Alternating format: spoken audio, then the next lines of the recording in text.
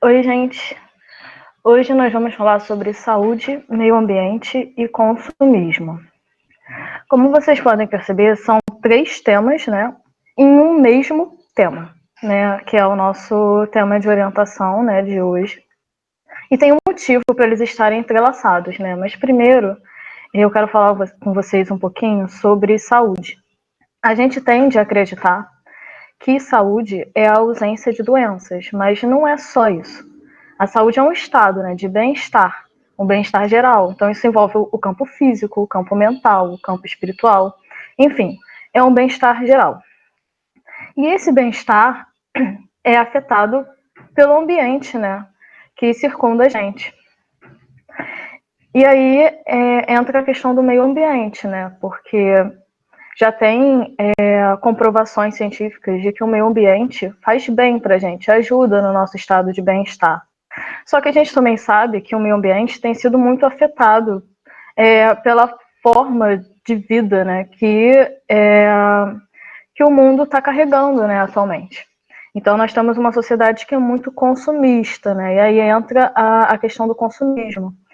Então, é muita gente, por exemplo, querendo ter o carro próprio. E aí, como a gente viu na orientação de mobilidade urbana, né, muitos carros emitindo muitos gases para a atmosfera, prejudica o meio ambiente, naturalmente.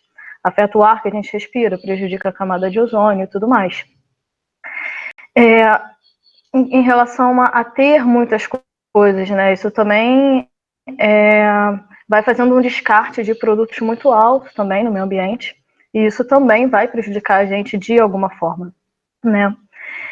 Então, a gente vive imersos nessa cultura de consumismo, né, que também gera um mal pra gente, porque às vezes a gente fica muito ansioso querendo ter todas as coisas, o último lançamento do celular, e nem sempre a gente tem dinheiro para isso, né?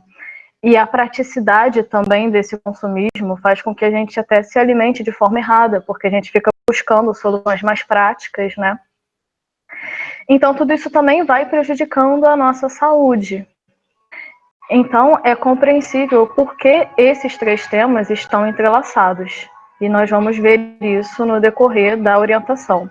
Dando seguimento, então, ao que a Karina falou, a gente vai abordar um pouquinho essa relação do homem com a natureza, como ele via a natureza e como ele interagiu com ela ao longo da história, ok? O que acontece? Primeira coisa, quando a gente pensa nas sociedades humanas, a gente tem que lembrar sempre que essas sociedades elas se desenvolvem em relação com o espaço natural que está no entorno delas. É esse um dos fatores que vai contribuir, inclusive, para a formação das culturas das diversas sociedades que existem hoje. Agora, o que acontece especificamente sobre essa relação dessas sociedades com a natureza? Quando a gente pensa em como esses grupos viam a natureza, a gente consegue perceber que a natureza ela era alvo de uma visão muito plural, na verdade. A natureza era vista então como um lugar de sustento e, ao mesmo tempo, havia também uma visão da natureza como um lugar do sagrado, do místico e por aí vai. Só que com o desenvolvimento das sociedades, isso vai passar por uma mudança também. Com o foco cada vez mais colocado sobre a agência do homem, a natureza ela vai deixar de ter essa visão mais ligada ao sagrado e ao místico e vai ser algo de uma visão cada vez mais racionalizada. E com essa racionalização da visão sobre a natureza, alguns aspectos dessa visão anteriormente plural, que garantiam alguma harmonia, vão sobressair, beleza? Dois aspectos são especialmente importantes nesse mundo de uma visão mais racionalizada sobre a natureza. Um é o aspecto da natureza enquanto um obstáculo, algo que freia ou atrapalha o desenvolvimento humano. E o outro é aquele aspecto da natureza enquanto um recurso, cuja exploração, na verdade, fomentaria esse mesmo desenvolvimento. Essas duas visões, elas meio que atravessam a nossa vida e eles aparecem de diversas formas, né? Diversas representações da natureza aparecem, nos circundam, que dão a ver que essas são as concepções, as interpretações do homem sobre a natureza hoje em dia. Então, como é que a gente vê isso aparecendo, por exemplo? Quando você vê a natureza representada como algo hostil, como um lugar inóspito, como algo, como a gente falou, que atrapalha, que dificulta, e algo que deve ser também domado, explorado. Isso é a combinação desses dois fatores que a gente falou, o fator da natureza como um obstáculo e o fator da natureza como um recurso. E essas visões, essas interpretações sobre a natureza, elas acabam se combinando numa ideia que a gente chama da natureza como algo inesgotável, né? Essa crença de que a natureza seria inesgotável que vai acabar fomentando, de novo, comportamentos que são economicamente predatórios e também uma pouca preocupação com a preservação desse bem. Vai ser estimulado uma visão de curto prazo em detrimento de uma visão de longo prazo, né? O lucro, o aproveitamento direto em lugar, por exemplo, da sobrevivência, certo? Então, o que a gente tem? Essas duas visões, elas aparecem dessa forma combinada e elas acabam se construindo como, ao mesmo tempo, a motivação e a causa de um progresso pretendido e esperado por essa sociedade que se desenvolveu nos últimos séculos. E essa sociedade da qual a gente está falando, que é a sociedade do capitalismo, a sociedade pós-revolução industrial, é a sociedade de consumo, ela vai contribuir para essa proliferação dessa visão de natureza inesgotável que a gente falou, que vai acabar contribuindo com o desenvolvimento de uma relação muito desequilibrada com a natureza. Então, a gente sai lá no passado, como a gente falou, de uma relação mais harmoniosa com a natureza e caminha progressivamente para uma relação mais desequilibrada com ela. E esse desequilíbrio, que é característico da nossa relação com a natureza, ele não é apenas característico da nossa relação com a natureza. Ele está muito emaranhado na nossa sociedade propriamente dita. O desequilíbrio ele acaba sendo uma característica essencial da sociedade, dessa sociedade capitalista, pós-revolução industrial, de consumo que a gente falou anteriormente, e que vai estar presente também nas nossas relações sociais. E aí, é esse desequilíbrio que vocês precisam entender, que se manifesta tanto na relação com a natureza, quanto nas relações sociais no interior da sociedade, que vão contribuir para afetar negativamente a nossa saúde, tanto de modo direto, quanto de modo indireto. Para mim, isso faz todo sentido o que você está falando, João. Dentro dessa mudança de relação da humanidade com a natureza, veio muito uma diferença na forma como a sociedade passou a ver e utilizar e usufruir, né, desses bens que são naturais e hoje em dia a gente tem a maioria da população mundial não sabe de onde vem o seu alimento, não sabe de onde vem as suas roupas, não sabe de onde vem os componentes, né, dos produtos que consome, e apesar de todos eles, maioria, né, virem da natureza, virem de fontes diretas naturais, a gente não conhece essas cadeias e esse é um dos motivos pelo qual a gente acaba se tornando tão distante, né, dessa ideia da natureza que dá, né, que é uma ideia mais que o místico da natureza estava muito baseado nisso, né, os deuses que provêm e tudo mais. Eu queria fazer uma fala amparada em 3 pontos principais. No primeiro, eu quero falar para vocês que, assim como a Karina já citou, eu entendo a saúde, né? Que a saúde ela vai se dar tanto na relação do corpo com o próprio corpo, né? Quanto na relação do corpo com o meio, né? Ou seja, com o que a gente come, bebe, com a qualidade daquilo que a gente ingere, com compostos que a gente entra em contato, né? Os impactos sobre o ambiente natural que são inerentes à forma de desenvolvimento que a gente tem hoje é promotora de diversos tipos de problemas de saúde, né? Hoje, por exemplo, eu peguei alguns dados aí no World do Meters, que é um site de dados muito legal, que agora tem feito um trabalho com o coronavírus, mas ele já era um site de dados muito antes do coronavírus existir. Lá vocês podem encontrar, por exemplo, que 7 milhões de pessoas morrem por problemas respiratórios causados por poluição todos os anos no mundo, né?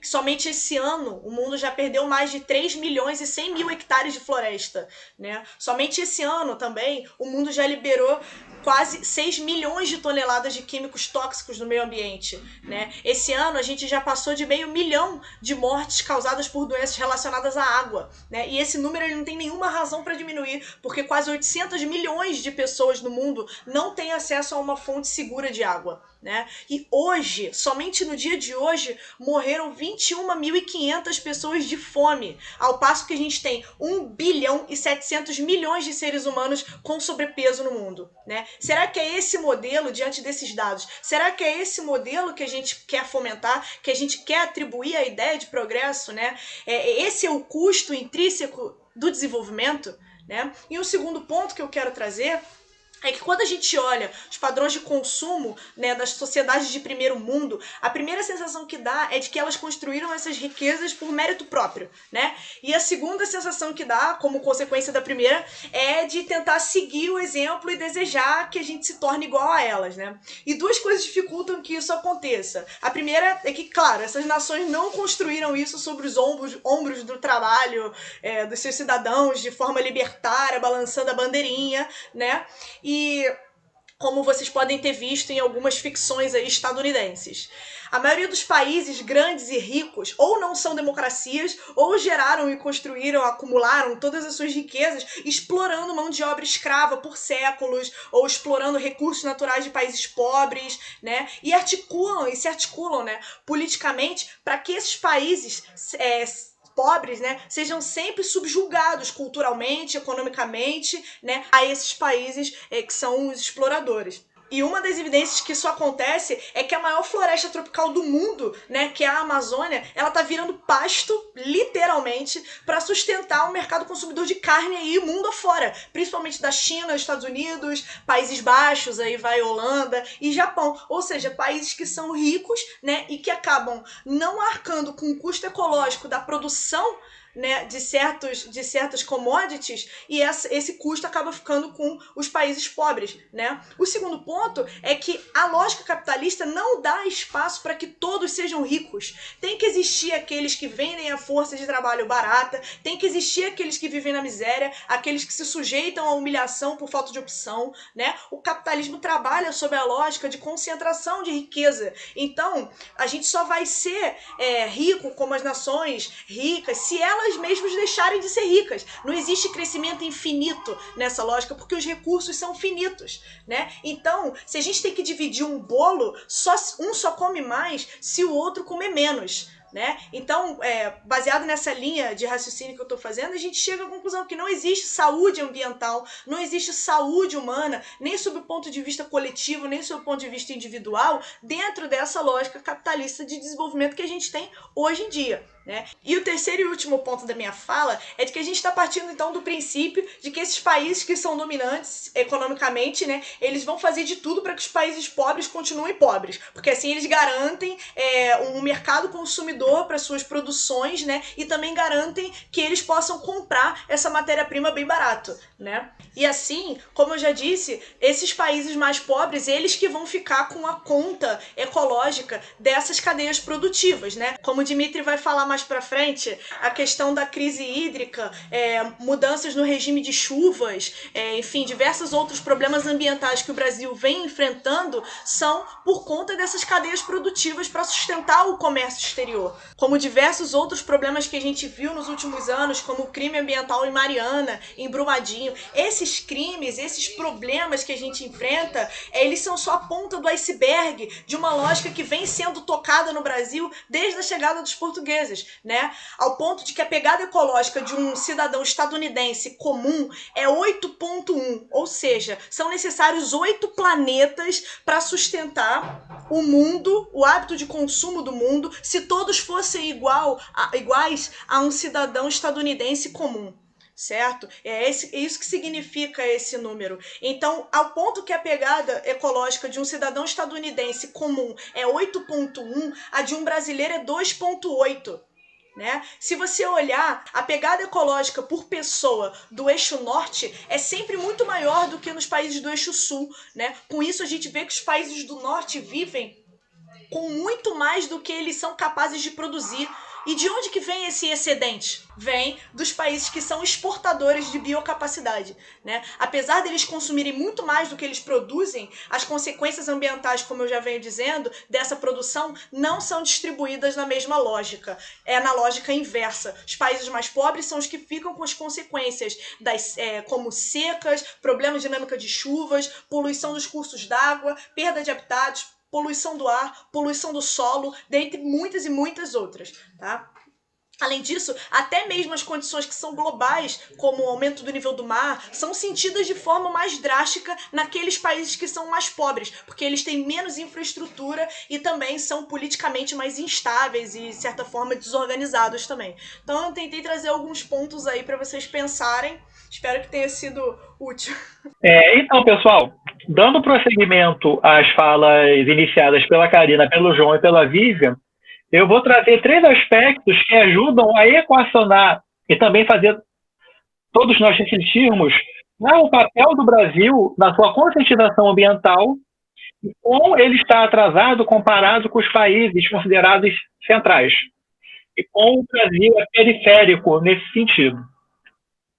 Porque, por exemplo, enquanto você tem países voltados com a indústria já na terceira revolução industrial, caminhando para uma quarta, de alta tecnologia, nos países periféricos você ainda está com existência de indústrias altamente poluentes. E transporte, o estímulo ao transporte individual, diferente de países que já estão pensando no transporte limpo e consciente. Então, nós pegamos nossa realidade de Brasil, nossa realidade de Rio de Janeiro. Metrô ineficiente, cada vez mais engarrafamentos, poluição do ar, entre outros aspectos. No primeiro aspecto, eu gostaria de falar sobre o lixo, em que o descarte do lixo, até hoje, ele não é de uma forma eficiente. Porque a quantidade de lixo que é gerada não acompanha, gerada e descartada de forma correta, não acompanha os avanços do consumo e os avanços da tecnologia. Vamos pegar o exemplo, celular. Cada segunda que se passa são lançados novos aparelhos. A questão da fetichização do consumo. Queremos sempre celulares novos, geladeiras novas, roupas novas, e não sabemos como descartar os antigos. E um outro aspecto que revela a nossa questão de periférico nisso é que nós ainda convivemos com lixão. Se formos pegar a nossa realidade de Rio de Janeiro e de região metropolitana, até 2011 o nosso lixo era descartado sem nenhum tratamento no lixão de Gramacho, nas margens da Baía de Guanabara, contaminando o lençol freático, dando risco de saúde para os catadores que ali tiravam seu sustento, ali moravam. Só pegarmos o exemplo da novela Avenida Brasil, que se passava no lixão. É muito próximo da realidade. Em 2011 foi inaugurado o aterro de Seropédica, sendo que, olha o lapso de tempo que Gramacho ficou ativo, e até hoje ainda tem descarte irregular em Gramacho. Não foi totalmente solucionado. Havia-se uma meta para que o Brasil se adequasse, todos os seus convertesse seus lixões em aterros sanitários. Até hoje não foi finalizado. É só pensarmos numa realidade de coleta seletiva. Não existe. Descarte de material hospitalar, de material de consumo, também não existe. Vou até um outro exemplo. Não é a nossa realidade, mas o lixo radioativo, os países europeus são muito comum essa forma de geração de energia, não se tem uma forma efetiva de como descartar esses materiais. Um segundo aspecto é o saneamento. Até hoje, nós vivemos com realidade de esgoto a céu aberto. Nós temos praticamente corpos hídricos mortos, rios mortos, por todo. É uma realidade de Brasil, não é uma realidade apenas de Rio de Janeiro. Se formos comparar São Paulo, por exemplo, os maiores rios que atravessam a maior metrópole nacional são totalmente mortos, que é o caso do Rio Tietê e o caso do Rio Pinheiros, que fora da cidade de São Paulo são totalmente navegáveis, há uma alta produção de energia, que é aquela água tirada para energia, para consumo da população e também da produção de peixes. Olha quão atrasado nós estamos enquanto a isso. O mesmo rio, que é geração de energia e de alimentos, chega um ponto que ele é totalmente morto hidricamente. Agora, esse ano que foi pensado um marco regulatório e uma meta de universalizar o saneamento básico. Nós estamos falando de uma realidade de um país de 210 milhões de habitantes, em que o saneamento básico ainda está muito distante da sua realidade. Isso também é reflexo da ocupação espacial do país ao longo do tempo, uma concentração no entorno da costa e um grande vazio nas partes interiores do país. E também reflete como incipientes é a atuação das nossas políticas públicas. Nós estamos em 2020, agora que se chegou a um entendimento, um consenso de criar um marco regulatório do saneamento, onde a iniciativa privada, parcerias público-privadas e ação estatal vão pensar no raio-x para como solucionar essa temática. Sendo que países que já solucionaram isso, hoje, já estão voltando à discussão de reestatizar a distribuição e o tratamento de esgoto e de água. Olha quão longe, quão distante nós estamos da realidade de outros países. Ah, mas tudo bem, então caso fazer os países centrais? Não. Pegarmos o Chile, que é nosso vizinho sul-americano, já está nessa discussão de reestatizar a água. Porque você também vai entrar no outro aspecto sobre o acesso a esses serviços ou não, que é totalmente capitalizado, é um acesso financeiro, econômico. E da mesma forma que a globalização não é acessível para todos. Só quem tem acesso financeiro e consegue utilizar plenamente esses serviços.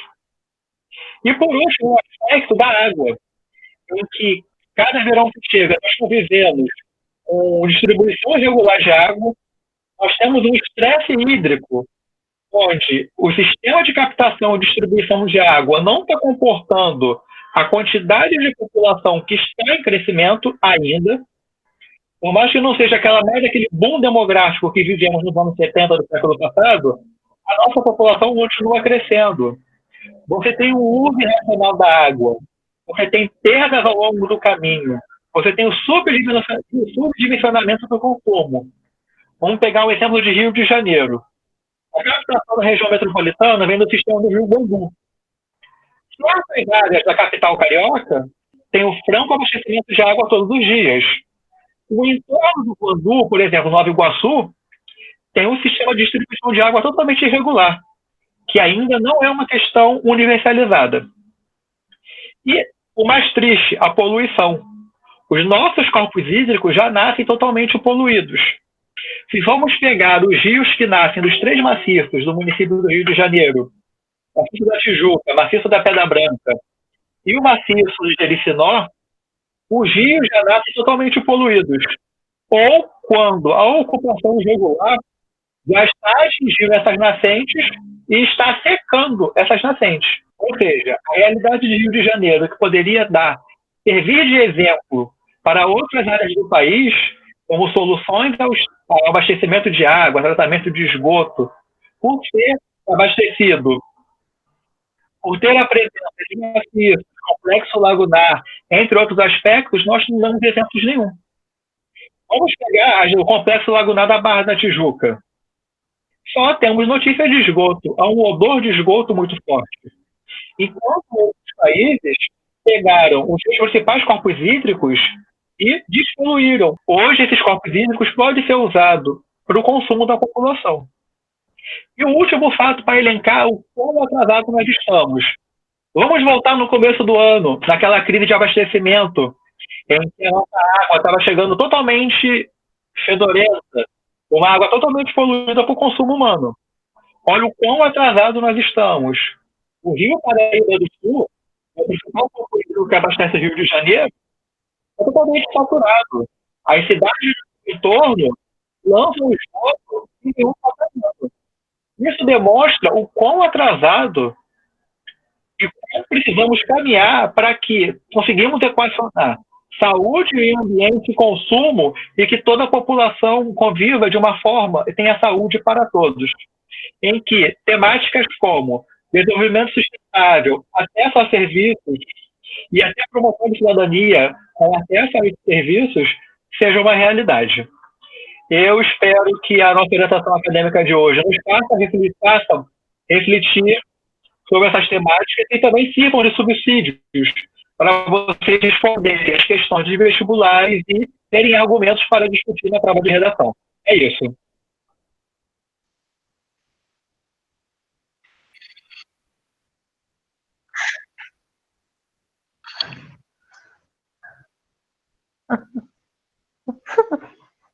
Eu sou totalmente aberto à tecnologia, eu sou totalmente aberto.